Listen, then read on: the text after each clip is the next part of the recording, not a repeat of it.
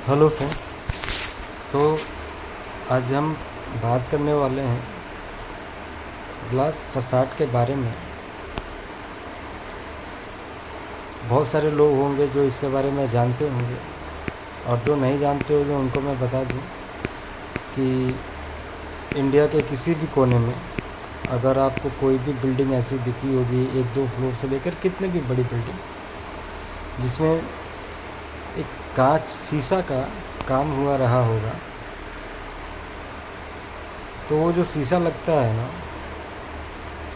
उसका अंग्रेजी में अर्थ हो गया ग्लास, और फसाड का मतलब हो गया, जैसे सिविल वर्क में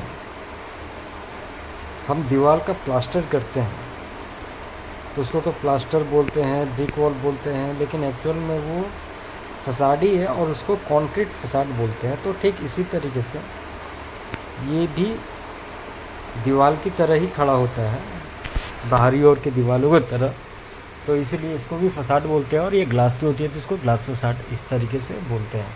तो ये तो हो गई। अभी इसमें देखेंगे तो बहुत सारी चीज़ें रहती है, मतलब कि अलग अलग टाइप का, जिसमें कुछ यूनिटाइज, तो सेमी यूनिटाइज, तो कॉटन वाल, तो रेलिंग, तो बहुत सारी चीज़ें होती हैं। तो जो इसको जानते होंगे या जो इसको काम करते होंगे वो तो इजीली समझ जाएंगे, और जो नहीं जानते होंगे ना, उनको थोड़ा नाम में डिफरेंट आएगा और चीज़ें थोड़ा सा समझ से बाहर जाएगी।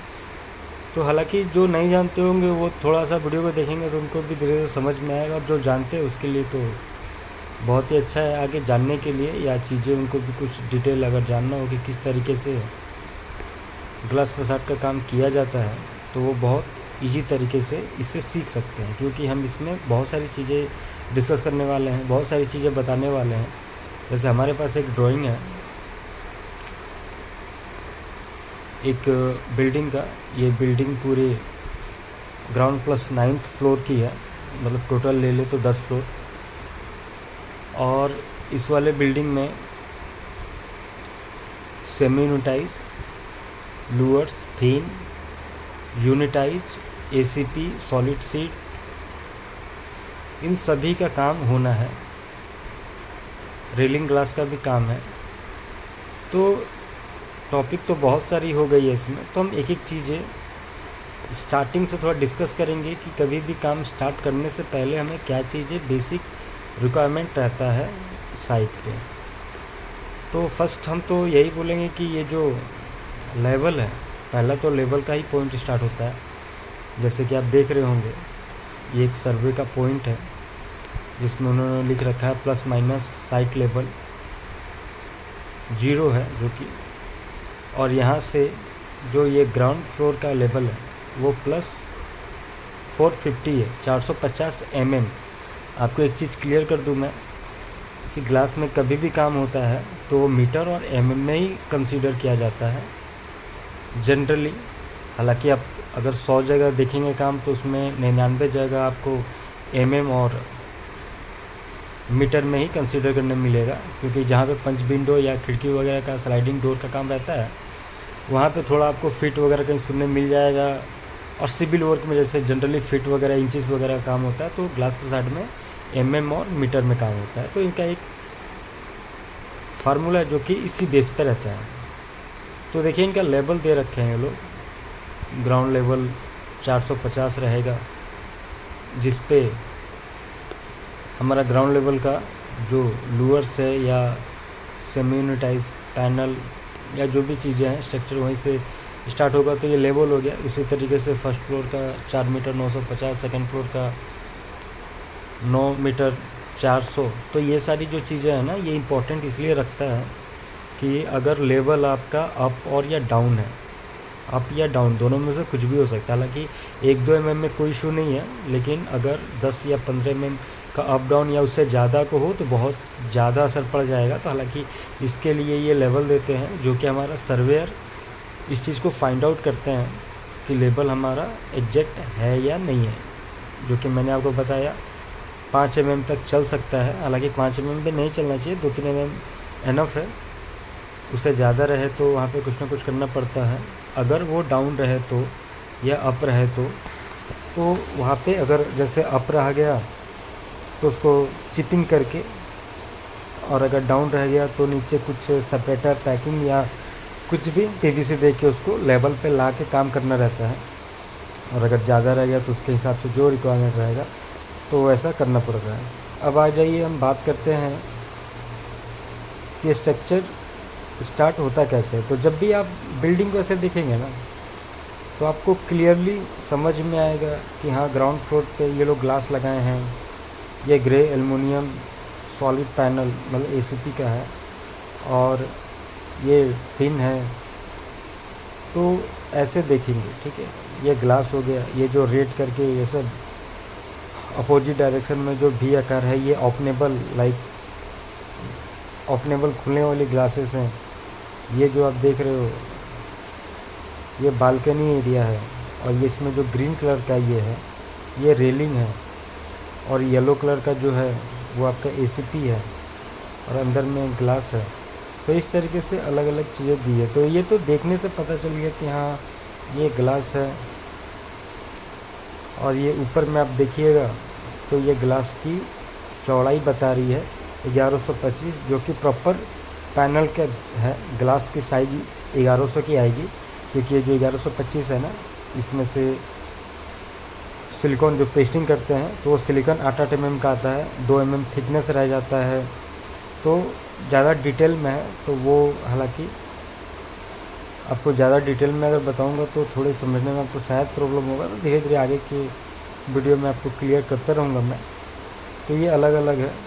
तो अब इसको अगर देखना रहे हमें ना, ये तो पूरा फसाड यहाँ पे रेडी है, लेकिन इसको लगेगा कैसे या फिर ये फसाड का काम होगा कैसे। तो इसके लिए हमको सिंपली पार्ट एलिवेशन सेक्शन में आना है। अब क्या होता है, जब आर्किटेक्चर डिज़ाइन रेडी करते हैं तो ये सेक्शन हो जाता है। समझने वाली बात यही है, और सारा खेला यहीं पे होता है, क्योंकि जो भी चीज़ आपको जाननी है ना, ये पार्ट एलिवेशन सेक्शन ही बताएगा। ये तो स्ट्रक्चर पूरी तरीके से रेडी है, लेकिन इसके अंदर में जो भी टेक्निकल काम हुआ है उसको सेक्शन में ही दिखाते हैं। ये आपका सेक्शन है। अब मैं बता दूं सेक्शन एक्चुअली में आता कहाँ से और देखने के लिए क्या है। तो क्या होता है कि जब भी हम बिल्डिंग को अगर देख रहे हैं ना, तो समझिए कि उसके इंटरनल पार्ट को देखने के लिए उसको बीच से कटिंग करते हैं एज़ पर ड्राइंग आर्किटेक्चर। वो बिल्डिंग को तो कटिंग नहीं करेंगे, ड्राइंग में उनको कटिंग करते हैं कि अगर हम कटिंग करते हैं तो किस तरीके से दिखेगा। जैसे मैं बात कर रहा हूँ, आपको ग्राउंड फ्लोर से लेके 9th फ्लोर जो है उसका टोटल 9th फ्लोर आ जा रहा है। ये टेरिस एरिया उधर हो गया, ठीक है। तो देखिए सेम इसमें भी वही सेम रहेगा, टेरिस एरिया है, 9th फ्लोर है। तो यहाँ से क्या है, वो सेक्शन कटिंग करते हैं, ठीक है। तो सेक्शन जब कटिंग करेंगे ना तो आपको चीज़ें पूरा डिटेल में दिखेगी। देखना,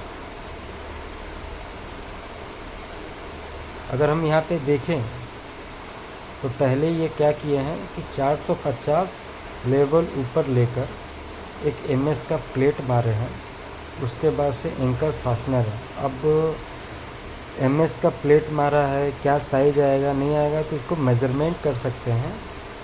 एक वहाँ से और एक यहाँ से लेंगे तो 200 का प्लेट क्लियर हो जा रहा है कि वो लोग 200 का प्लेट मारे हैं।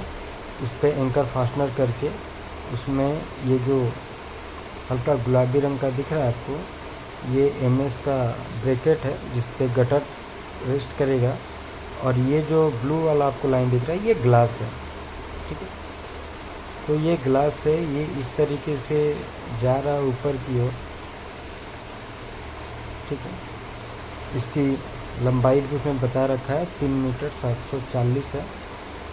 और ये टॉप में जाके सेम MS का प्लेट लगने के बाद से उसमें से एक L वाला ब्रैकेट आके उसको रेस्ट कर देगा। उसके बाद से ये येलो वाली जो आपको दिख रही है ACP सीट्स है। और फिर फर्स्ट फ्लोर पे सेम ये एक ब्रैकेट है जो रेड वाला दिख रहा है, वो MS का L ब्रैकेट है। इसमें एंकर फास्टनर करके इसके ऊपर में फिर ये वाइट वाला गटर फिक्स होने के बाद से उसके ऊपर ग्लास आ जा रहा है। और ये ग्लास की जो लेंथ है वो 3 मीटर 587 का है, और ये सेम ऊपर जाके सेम ब्रैकेट आ रहा है, उसमें 2 एंगल फास्टनर, और उसके बाद से वो ब्रेक पैनल ग्लास जो है वो रेस्ट हो जा रहा है। फिर वहाँ से ये जो येलो ऐसा घूम के आया है ना, इसको क्लेडिंग बोलते हैं, ACP क्लेडिंग। क्लेडिंग का मतलब थोड़ा घूम के जो चीज़ें होती हैं। और ये जो चीज़ें मैं बता रहा था आपको कि बालकनी एरिया, तो ये बालकनी एरिया का रेलिंग है। रेलिंग आपने देखा होगा कहीं MS का होता है, तो यहाँ ग्लास की ये सारी चीज़ें हो रही है, तो ग्लास का ही रेलिंग है। तो ये तो रेलिंग हो गया। उसके बाद से ग्लास थोड़ा सा अंदर में रह रहा है, तो उसको किस तरीके से किए हैं देखिए। यहाँ पे सिंपली गटर को एंकर फास्टनर से कंक्रीट में फिक्स करने के बाद वो लोग ग्लास को किए हैं। तो यही बोलने का कंसर्न है कि ये जो पार्ट एलिवेशन है ना, ये अभी जो मैंने इतना बताया, तो वो बस इसी का पार्ट है। ये फर्स्ट फ्लोर में यहाँ से रेस्ट किए, फिर ऊपर आए, उसके बाद से जो बालकनी एरिया है, ये ग्रीन वाला मैं बताया था, ये आपका रेलिंग हो गया, फिर ये ग्लास हो गया। तो इस तरीके से चीज़ें रहती है, ठीक है। बहुत मतलब कि जिनको पता है थोड़ी बहुत, वो चीज़ों को समझ पाएंगे, थोड़ी बहुत से समझने में आ जाएगा। जिनको एकदम नहीं का नॉलेज है, जिनको या तो पूरी कुछ भी उनको पता नहीं है, तो क्या है कि उनको थोड़ा समझने में दिक्कत आएगा। मैं नहीं कहता, क्योंकि बहुत टेक्निकल चीज़ें हैं, प्रोफेशनल है, अच्छे खासा एक्सपीरियंस गेन करने के बाद से भी लोग इसमें कंफ्यूज रहते हैं। तो मैं आपको बता सकता हूँ पूरी डिटेल में सारी चीज़ें। तो आज तो मेरा पहला वीडियो था, तो मैं थोड़ा बहुत आपको डिटेल दे रहा हूँ। बाकी ये जो बिल्डिंग है ना, ये अभी मेरे ही अंडर में है, तो इसका पूरा काम मैं कराने वाला हूँ। तो ये ड्राइंग मुझे मिला है आज के डेट में, तो वही मैं दिखा रहा हूँ। बाकी साइट पे जब इसका काम स्टार्ट होगा, तो मैं वो भी चीज़ आपको दिखा सकता हूँ और दिखा भी दूँगा। हालांकि इस वीडियो में एक चीज़ मैं आपको बताऊँ कि इस बिल्डिंग का जब तक काम चलने वाला है ना, तो बहुत फ़ायदा का बात है। अगर आप वीडियो देखते हो तो बहुत सारी चीज़ें सीखने को मिलने वाली है, और इतना डिटेल में मिलने वाली है कि आप पूछो ही मत। क्योंकि क्या है ना कि जनरली हम देखते हैं ग्लास फसाड लग गया और लगाने का डिटेल दे रहे हैं, और इस तरीके से लग रहा है, जनरली यही होता है। लेकिन हमारा जो साइट है ना, और ये जो प्रोजेक्ट का मैं बात कर रहा हूँ, यहाँ पे आपको 0 टू हीरो जिसको बोलते हैं ना, 0 से लेकर 100 तक, उतना तक का आपको नॉलेज मिलने वाला है। उसका रीज़न मैं बता रहा हूँ कि हमारे यहाँ ये जो ग्लास है ग्रीन कलर वाली, और ये जो यूनिटाइज पैनल है, ये सारा असेंबल, ग्लेजिंग, टेस्टिंग सारा साइट पे ही होने वाला है, पूरी क्लास, ठीक है। ये टोटल लगभग 6000 मीटर ग्लास है। अगर फीट में आ जाए इसका तो 60,000 फीट। तो मिला जुला के क्या है ना कि आपको असेंबल कैसे होती है ग्लास से, पैनल कैसे बनता है, बनने के बाद से साइट पे उसका इंस्टॉलेशन, फिक्सिंग कैसे होता है, क्या क्या चीज़ें असेंबल में लगती हैं, क्या क्या चीज़ें फिक्सिंग में लगती हैं, क्या प्रोसीजर होता है, सारी चीज़ें आपको देखने को मिलेगी।